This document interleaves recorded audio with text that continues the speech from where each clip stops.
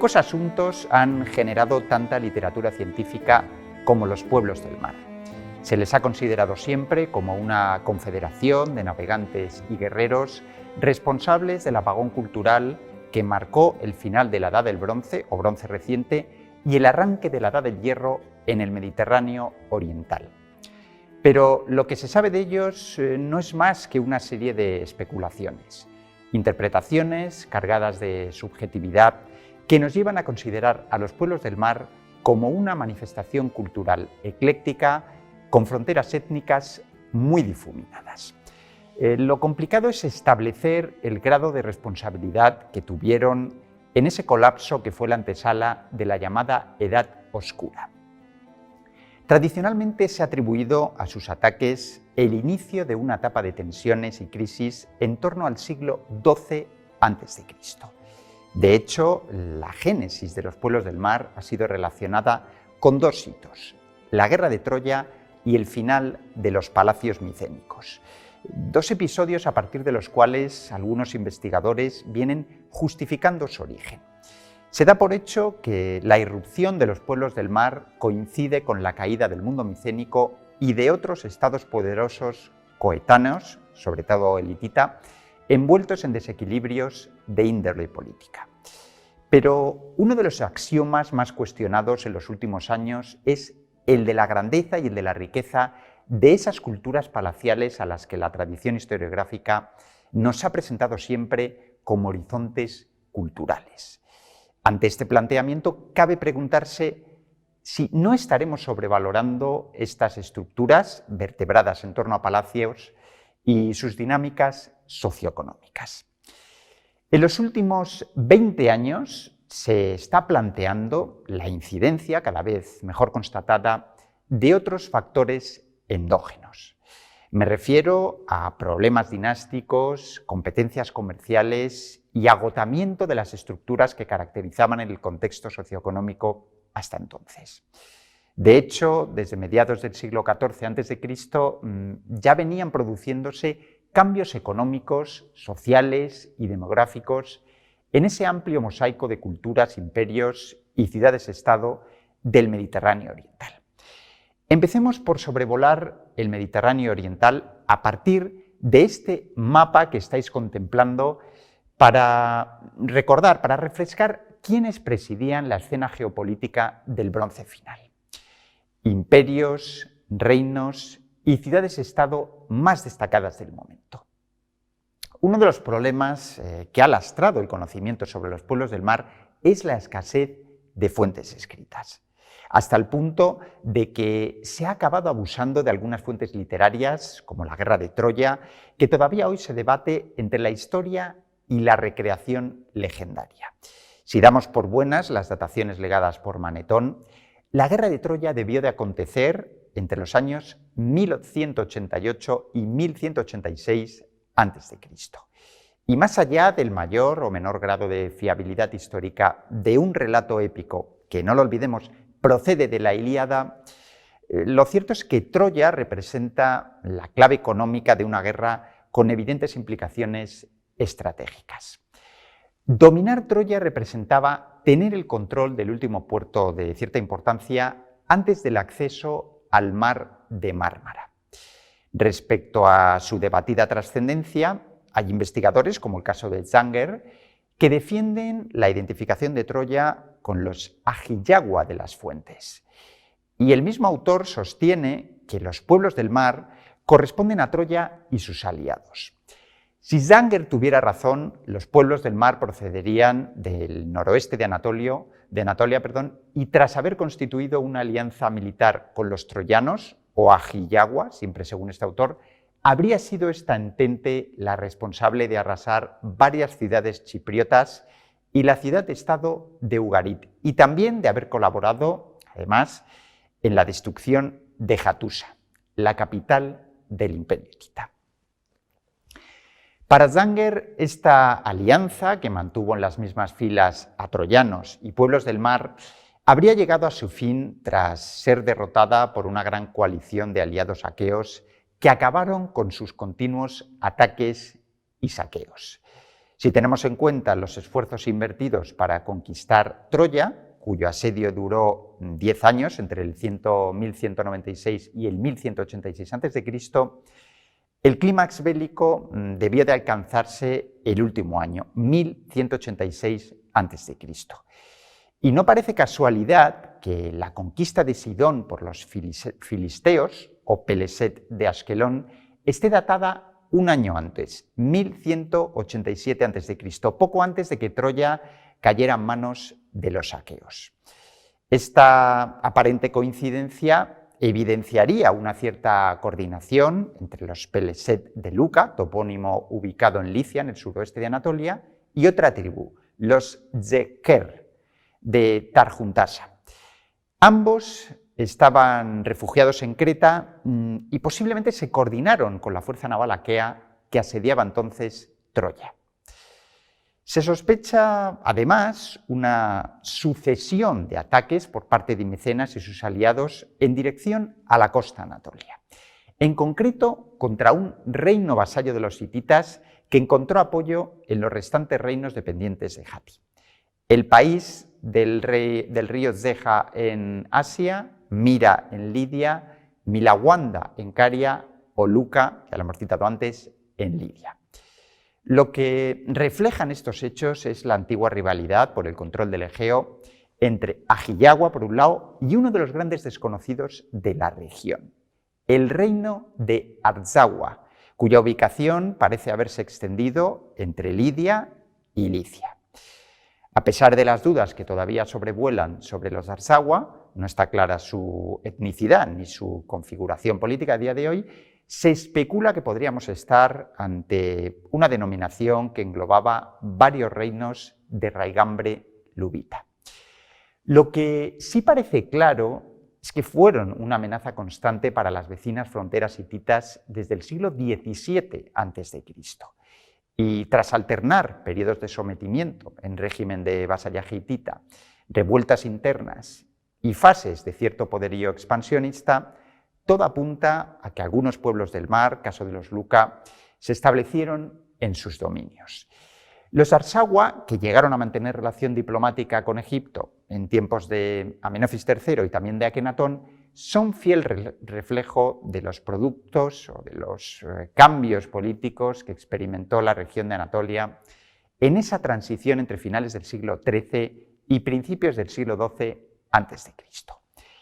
Y sabemos que algunos territorios del antiguo reino de Arzawa, que acabaron convertidos en reinos vasallos de Hati y por tanto en la órbita hitita, fueron saqueados por el mítico Aquiles.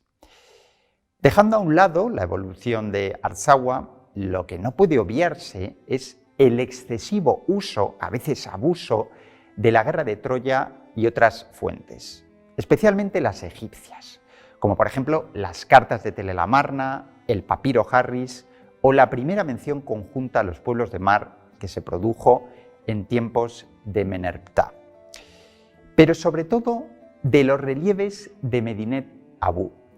Este último, de hecho, ha acaparado gran parte de los análisis, lecturas e interpretaciones sobre los pueblos del mar y hemos acabado dando por buena la historicidad de una narración plástica en la que no es fácil detectar la delgada línea que separa la fiabilidad histórica del componente propagandístico desplegado entonces por Ramsés III.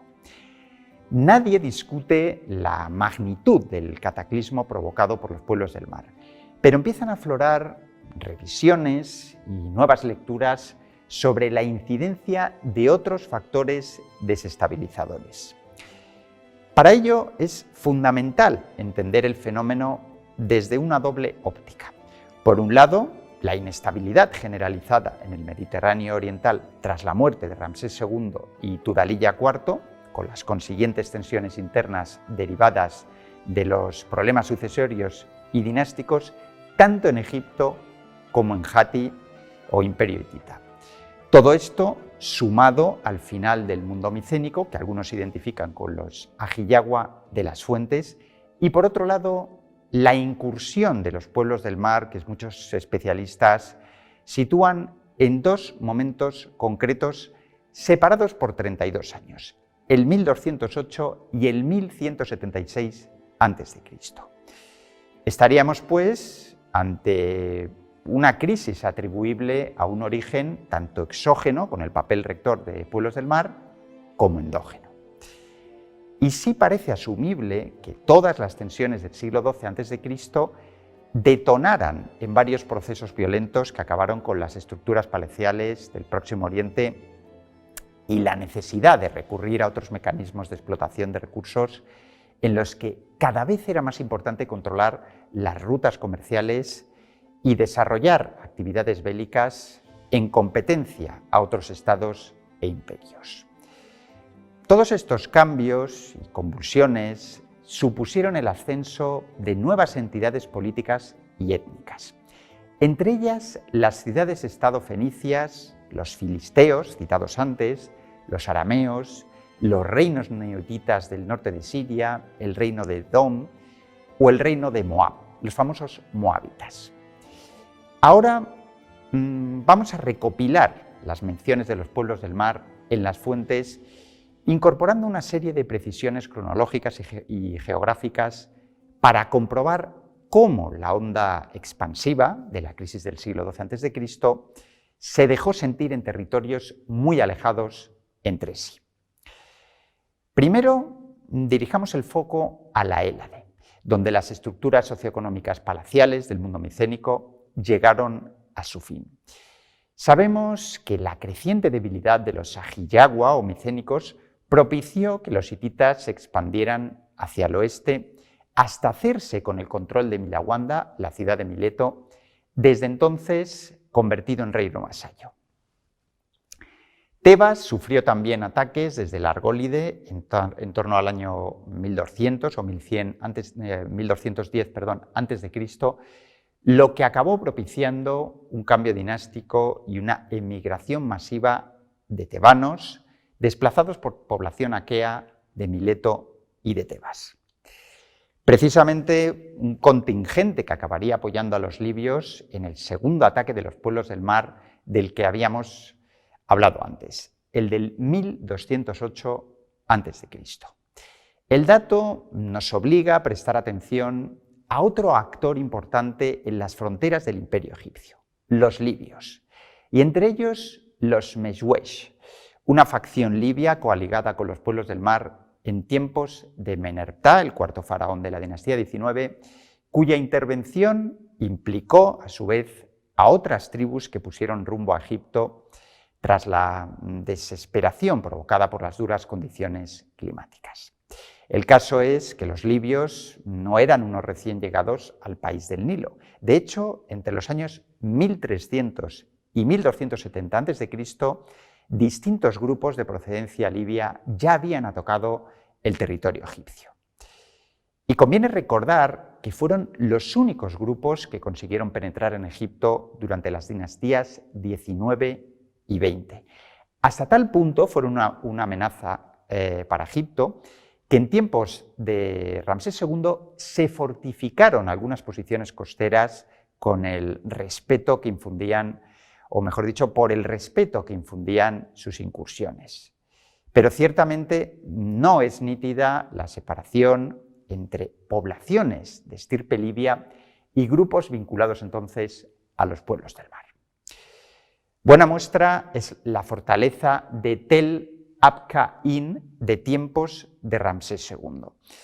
Muchos autores sostienen que este recinto fortificado escenifica la protección frente a los pueblos del mar del Egipto faraónico. Por cierto, el único estado que logró repeler con éxito la invasión de los pueblos del mar, al menos en su territorio original en torno a lo que es el Nilo. Se cree, por tanto, que los libios no contaban con la suficiente capacidad militar intimidatoria como para levantar semejante fortificación. Ahora dirijamos el foco, dirijamos nuestra atención a la península de Anatolia y a uno de los imperios protagonistas del momento, el imperio hitita. Un imperio al que se le atribuyen rasgos de sustrato indoeuropeo distintos de las entidades políticas de su entorno. Eso explicaría que se hubiera producido en su seno el ascenso de una aristocracia militar y terrateniente, tal como ocurrió en las sociedades indoeuropeas más occidentales. El caso es que la sucesión de Tudhaliya IV por su Piliuluma II, quien accedió al trono en el año 1207 a.C., trajo una cierta inestabilidad dinástica que coincidió con la crisis generada por la muerte de Ramsés II cientos de kilómetros más al sur, en Egipto. Es decir, dos imperios en dificultades que venían de enfrentarse en la batalla de Kadesh en el 1274 a.C., pero que ahora se enfrentaban a nuevos problemas, sobre todo a la acción pirática, los saqueos y las correrías de tribus que han sido vinculadas a los pueblos del mar. Por ejemplo, una de las más citadas, los Gasca, ubicados al norte de Anatolia, en la costa sur del Mar Negro, y a los que se ha relacionado con una organización política de tipo tribal que habitualmente recurría al mercenariado y a las alianzas con sus vecinos. Los Gasca, viejos conocidos de los hititas desde el siglo XV a.C., supusieron una amenaza constante para Hatti, exceptuando un paréntesis de debilidad en el siglo XIII a.C., hasta la conquista y destrucción definitiva de Hattushas, la capital, fruto de su coalición con otros pueblos del mar. Los Luca, cuya existencia conocemos gracias a los archivos de Tell el Amarna, procedían de Licia, en el cuadrante suroeste de Anatolia, y han pasado también a la historia como otro de los pueblos que generaron inestabilidad, entre otros motivos por el contexto adverso de guerras, excesivas cargas tributarias y también desastres naturales. Es evidente que la necesidad de controlar los amenazados recursos humanos y agrícolas hizo aflorar el descontento de estos grupos, catalogados como marginales y subversivos.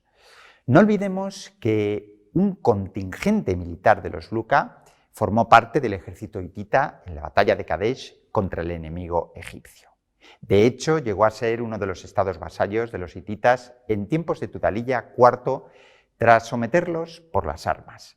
Pero también es cierto que en momentos posteriores la necesidad llevó a esta tribu a poner en peligro las fronteras de Hatti, hasta el punto de que el último rey hitita, Suppiluliuma II, fue incapaz de derrotarlos.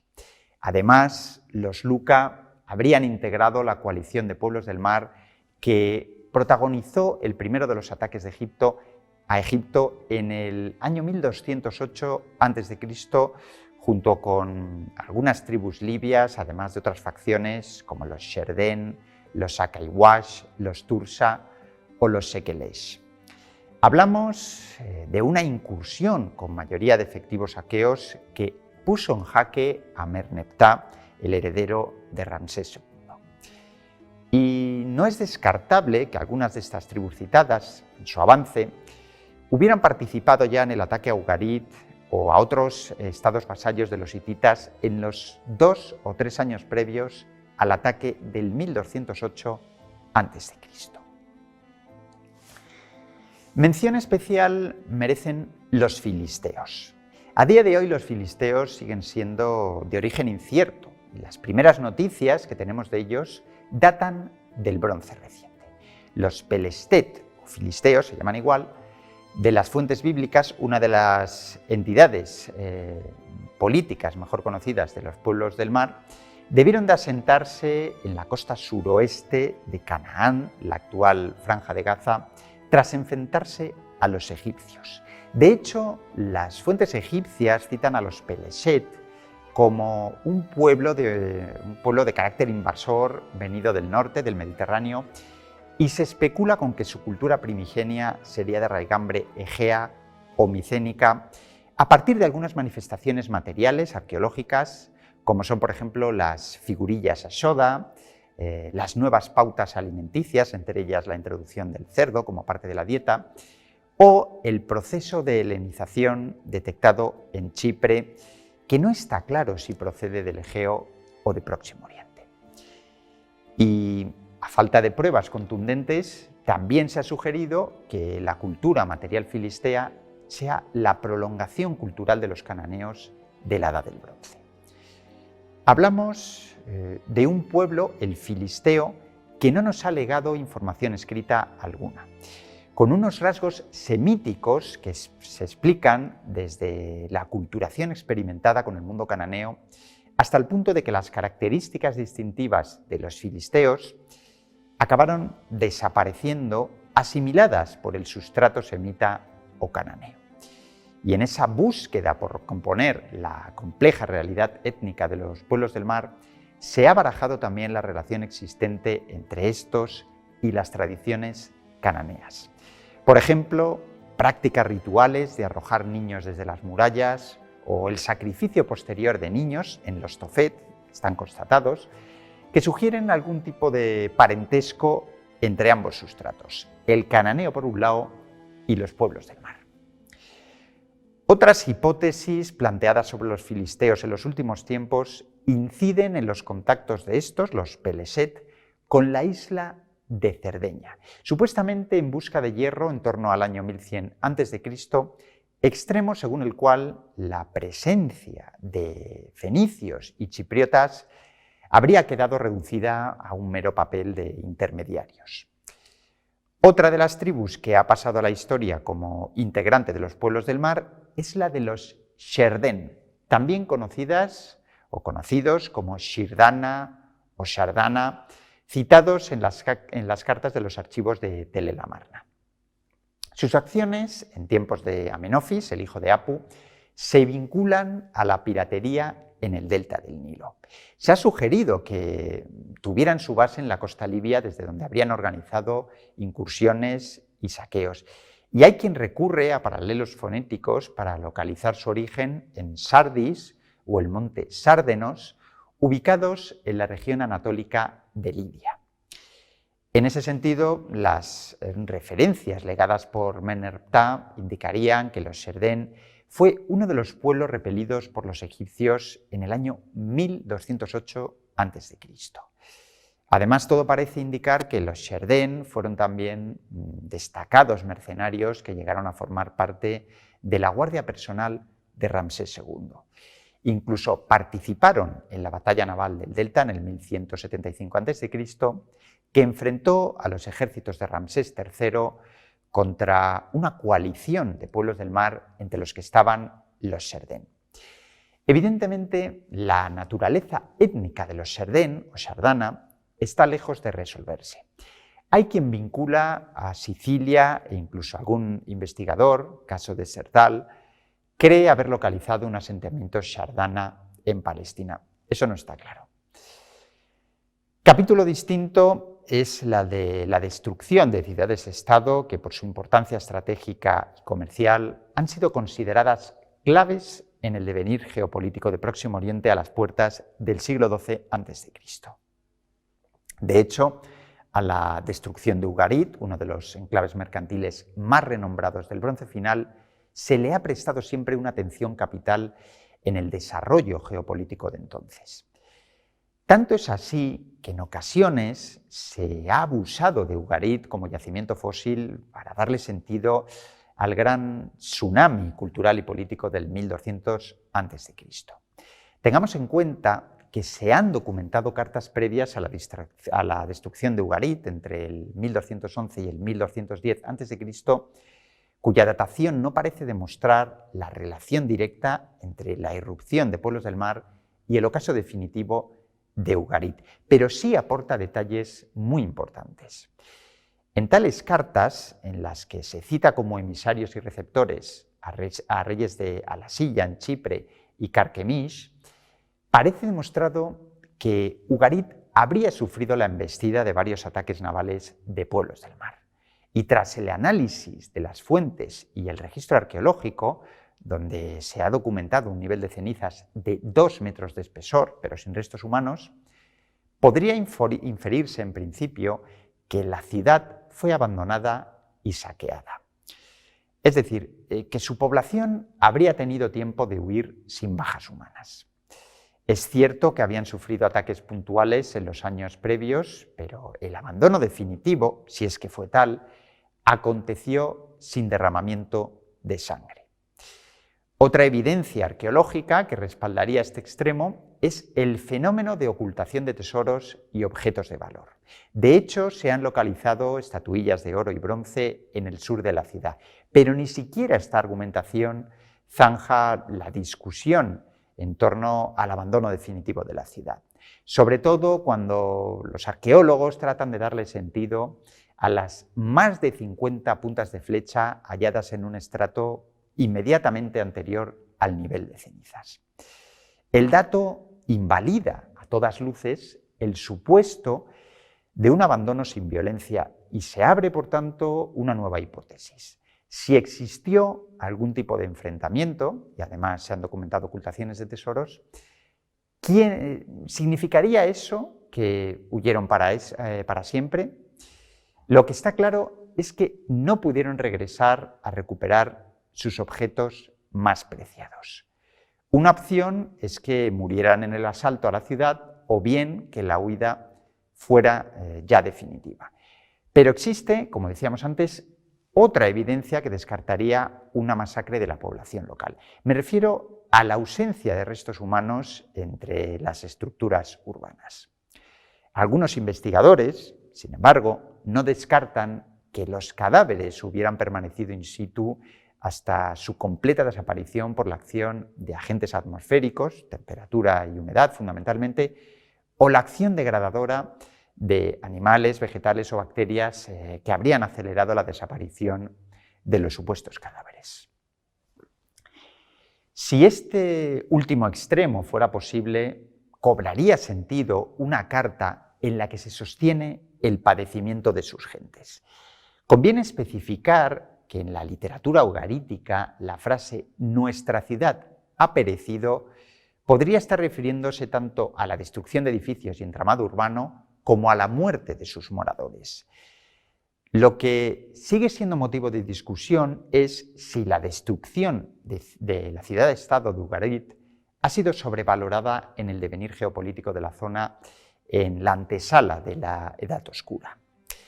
Algo similar ocurre con la destrucción de Karkemish, ciudad cercana a la actual Alepo, en Siria, ubicada muy cerca de la frontera con Turquía. Karkemish fue un emporio mercantil clave en la ruta hacia Anatolia que perteneció a la órbita neohitita en el tercer milenio a.C. y que llegó a ser estado vasallo de Mitanni ya en el segundo milenio a.C., antes de ser conquistada por Tutmosis I en torno al 1500 a.C. Tras el periodo egipcio, cayó bajo la esfera de la influencia hitita, que la convirtió en la principal fortaleza de Siria hasta la repentina llegada de los pueblos del mar a la zona en el 1200 a.C. Sin embargo, tras el fatídico año, tampoco sería correcto hablar de ocaso definitivo. Karkemish logró sobrevivir porque siguió manteniendo cierto desarrollo político y urbano tras su destrucción, justo cuando el imperio hitita estaba a punto de desintegrarse para siempre. De hecho, la caída definitiva de Hattusas, la capital hitita, provocó que Karkemish se convirtiera en el único reducto en el que pudo darse cierta continuidad a la cultura y rasgos prototípicamente hititas. Una prueba más de que no todas las ciudades atacadas por los pueblos del mar estaban ante su ocaso definitivo, sino que siguieron manteniendo una cierta actividad urbana y también mercantil. Conviene recordar que la región que más padeció el impacto de los pueblos del mar fue la región de Siria-Palestina, una de las que más vinculación tenía con las estructuras del pasado. Y no debe subestimarse la acción de algunas bolsas de población marginal, descontenta, como los Apiru, de los que se hicieron eco algunos documentos conservados en los archivos de Tel el Amarna. Parece claro que la falta de recursos humanos para gestionar cosechas y cultivos generó desequilibrios territoriales y los grupos nómadas alteraron el equilibrio económico y político de Siria-Palestina porque eran necesarios en campañas militares y también contribuían además en la explotación de recursos. La pregunta es, ¿qué ocurrió durante el Bronce reciente para que desapareciera esa colaboración o participación de grupos marginales, Apiru, Gasca, Halamu, Luka o Shasu? No lo sabemos. Se ha podido constatar, eso sí, que muchos de ellos se vieron obligados a abandonar el entorno urbano del que dependían económicamente por la necesidad de supervivencia. Se trata de un proceso generalizado desde el punto de vista social que afectó a otros territorios de forma similar. Poco antes del colapso se detecta esta misma situación de dependencia de sectores amplios de la población con respecto a sus referentes. Por ejemplo, en algunas denominaciones estiladas entonces. En Egipto, la figura del rey o buen pastor que garantiza y protege el orden cósmico. Y Salomón, en Israel, sería también el paradigma de este tipo de referentes jerárquicos. O en el mundo mesopotámico, donde existe la concepción de que el gobernante debe proteger a su pueblo liberándole de deudas y compromisos o protegiendo a los más vulnerables, ancianos, niños o viudas. Pero esta preocupación social se vio alterada en el Bronce reciente, cuando las estructuras políticas se tornaron cada vez más rígidas y con una administración mucho más centralizadora. Todo esto, obviamente, en un contexto repleto de adversidades, cargas tributarias, problemas demográficos, guerras, saqueos de campos, destrucciones, ascenso de grupos marginales y con tensiones cada vez más frecuentes entre reinos e imperios cuyas intenciones expansionistas les llevaba a rivalizar por los recursos económicos y humanos.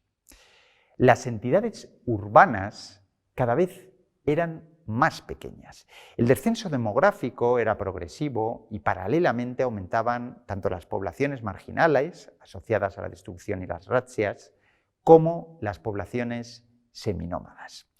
Obviamente, este clima de inseguridad concedió más importancia a los ejércitos operativos en la zona, cada vez más profesionalizados y en los que el trasiego de mercenarios y el cambio de bando se convirtieron en algo frecuente.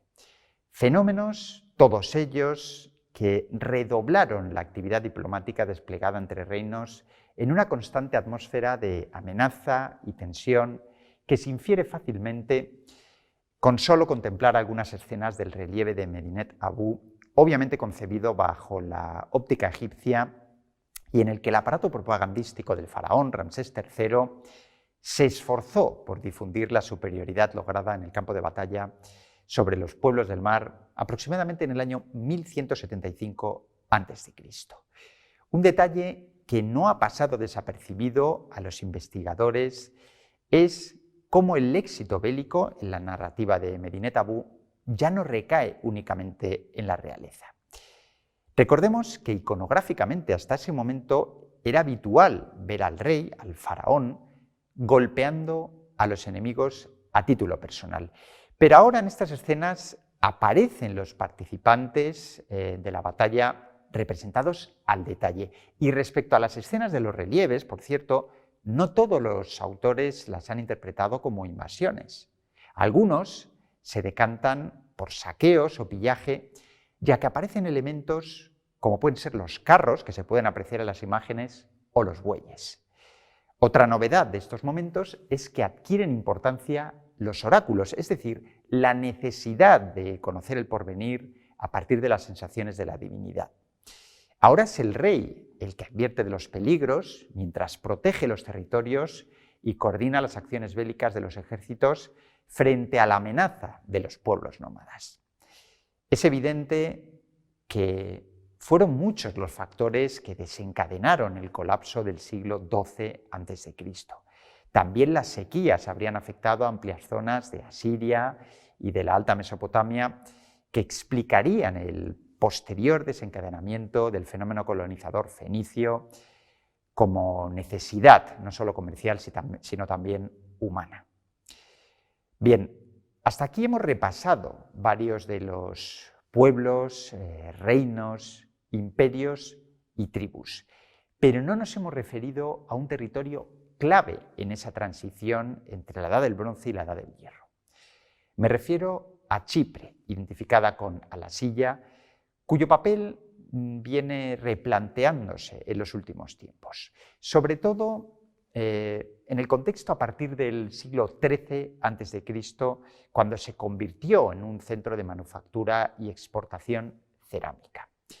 El protagonismo creciente de la isla acabó así con los monopolios ejercidos hasta la fecha por las grandes estructuras palaciales y estatales en un contexto creciente de descentralización del comercio. Aceptar este escenario de cambio de dinámicas socioeconómicas significaría dejar de contemplar el fenómeno de los pueblos del mar como una intrusión puntual de gentes nuevas. Implicaría asumir la aparición de una nueva clase mercantil en Chipre. Una clase mercantil de estatus libre, cuando justamente empezaba a declinar el control ejercido por las potencias imperiales. Y este argumento nos llevaría a sostener que los pueblos del mar fueron una amalgama de gentes y tribus no precisamente de nuevo cuño, sino que ya habrían formado parte del estrato social anterior del Mediterráneo oriental. De hecho, se ha especulado mucho sobre el presunto carácter comercial de los pueblos del mar, en cuyo caso debería haberse constatado presencia de objetos y cerámicas chipriotas, por ejemplo, en el ámbito filisteo. Y no es el caso. Así que no parece que existiera vínculo mercantil entre Chipre y Canaán, y tampoco parece que los centros destruidos o arrasados se convirtieran en futuros espacios de intercambio comercial. Pero sí es llamativo que los centros afectados por movimientos o incursiones de los pueblos del mar habían destacado como centros comerciales previamente en el Bronce reciente. Por eso, si uno coteja el relato de Uenamun, datado a principios del siglo XI a.C., se da cuenta de que el contexto que traslada no es precisamente el de una actividad comercial y unas comunicaciones en declive absoluto, en un momento en el que debería asumirse este contexto de crisis y de repliegue mercantil. Volvemos a incidir en que las fuentes escritas, como la Biblia o los poemas homéricos y otras tradiciones orales o relatos, presentan el problema de su cuestionable veracidad histórica. El citado relato del sacerdote egipcio Uenamun o el onomasticón de Amenope, que aportan información dispersa, nos trasladan escenarios que no parecen proyectar crisis generalizada ni ausencia de contactos comerciales. En resumen, han pasado más de 3 milenios y los pueblos del mar siguen siendo un fenómeno tan sobrado de especulaciones como necesitado de certezas. Su irrupción en la historia coincidió con una crisis generalizada por el agotamiento de anteriores dinámicas socioeconómicas, mientras surgían nuevas entidades políticas en medio de complejos fenómenos de aculturación. Sin duda, un escenario convulso, con epicentro en Anatolia, cuyo impacto geopolítico afectó a tantos territorios, ámbito Egeo, Egipto, Chipre, Siria, Palestina y Alta Mesopotamia, que a día de hoy parece lejana una hipótesis de consenso.